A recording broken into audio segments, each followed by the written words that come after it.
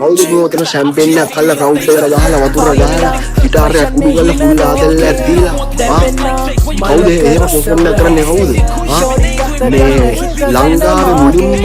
T-shirt එකක් ගලවගෙන මුලින්ම පොෆෝම් එකක් කරව එකම ආරිස් මම ඊට පස්සේ තමයි ඉන්න කට්ටිය හැමෝම කරන්න ගත්තේ බ්‍රෝ මේක කලිසම විතරක් අන්ඩර්වෙයා විතරක් පේන්න පාත් කරන්නේ නැහැ බ්‍රෝ කලිසම ගලවන්නේ ජොකා පිටින් ගහන්නේ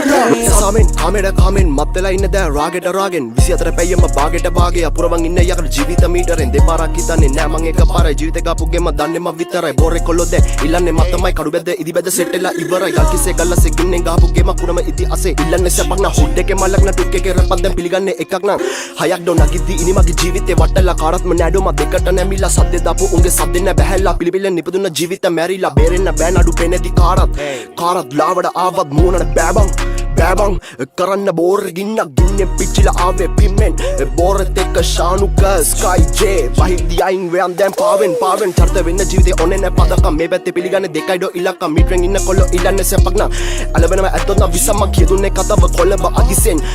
රට වහනසේ බන්න බෝරේ කොල්ලෝ දෙවනි පිම්මෙන් දැන් බේරලා ඉන්නේ ගින්නේ මාරගේ බෑම්මෙන්